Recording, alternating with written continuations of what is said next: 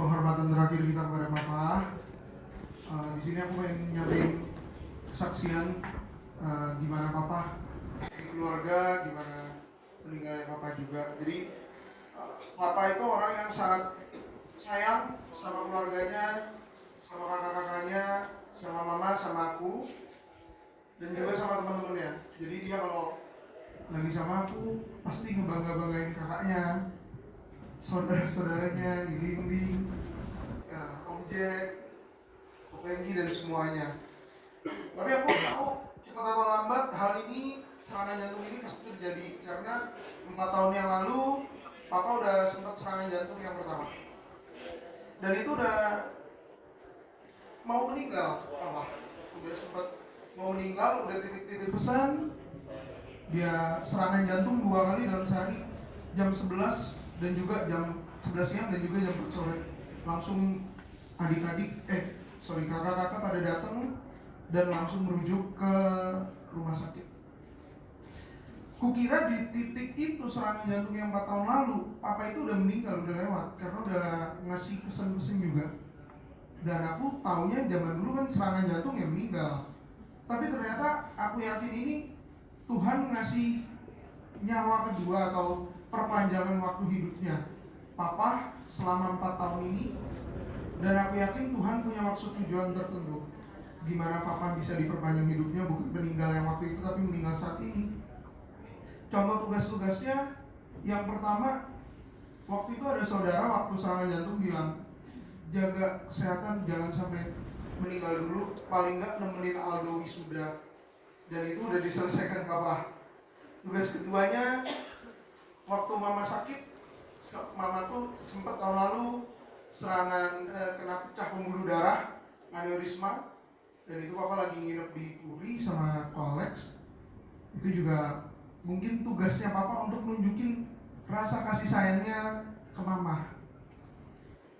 Lalu ada juga dia sebelum serangan yang pertama itu gak deket sama Tuhan, jauh sama Tuhan. Dan waktu curhat itu, waktu serangan jantung yang 4 tahun lalu, aku tuh bilang, Papa yang baik, terbaik lah. Cuman ada kurangnya satu.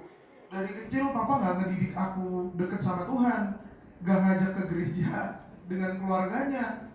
Tapi di kehidupan kedua ini atau yang di perpanjangannya 4 tahun ini, Papa jauh lebih dekat dengan Tuhan. Dia sering ke gereja setiap minggu, bahkan sebelum meninggal di hari terakhirnya dia ke gereja sama aku sama mama. Dia sering dengar khotbah juga. Dan setiap hari saya sama Papa tuh diskusi tentang Bible, tentang Injil terus, tentang firman Tuhan. Nah itu juga salah satu tugas-tugas yang Tuhan kasih untuk Papa, untuk lebih dekat. Lalu juga ada dia dikasih tugas untuk menunjukkan rasa kasihnya ke mertuanya, ke emak. Waktu emak meninggal beberapa bulan setelah Papa serangan jantung, itu juga Papa yang ngurusin. Lalu juga ada tugas lain seperti kakaknya yang dari Amerika, Om Penggi, ke Jakarta, dan Papa bisa nyambutnya, bisa ngebantu apa yang Papa bisa bantu sebagai balas budi kebaikan Om sama Papa saya. Ya, kenapa aku tahu hal ini pasti terjadi? Karena dia setelah pasangring berubah gaya hidupnya menjadi sehat tuh sebentar doang, beberapa bulan. Setelah itu balik lagi, merokok lagi, makanya jorok lagi. Jadi aku tahu cepat atau lambat pasti terjadi. Mungkin pikiran aku bisa stroke, atau bisa mesti bedah toraks, atau bypass dan lain-lain. Tapi intinya mungkin ini jalan yang terbaik, waktu yang terbaik setelah ibadah. Dan dia tidak merasa sengsara yang berlebihan dalam waktu lama. Dan juga dia tidak merepotkan keluarga-keluarga yang ditinggalkan. Kelihatannya Papa juga pemarah dan gak sabaran. Tapi yang aku tahu dan aku yakin, dia bukan orang yang pendendam. Dia gak pernah nyimpen amarah, nyimpen emosi atau dendam ke orang siapapun.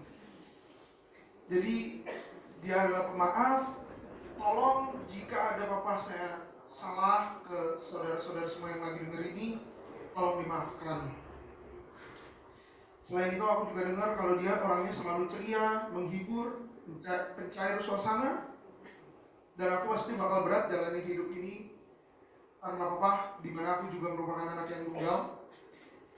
Aku punya beberapa rutinitas yang selalu aku kerjain bareng Papa. daily, weekly, monthly, mungkin setiap harinya kita poker bareng, setiap bulan minggunya kita ke gereja bareng, setiap bulannya kita bikin pajak bareng. Tiba-tiba aku harus ngerjain ini sendirian secara tiba-tiba, dan itu rasanya berat.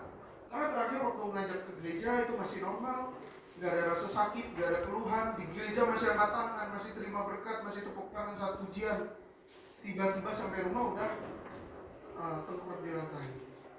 Dan itu cukup berat karena kematian papa, kematian orang yang terdekat, kematian yang sangat mendadak.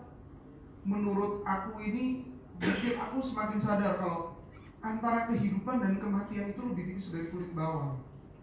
Bisa kita sekarang nyanyi, bisa ngomong, tiba-tiba udah gak ada, 10 menit kemudian, setengah jam kemudian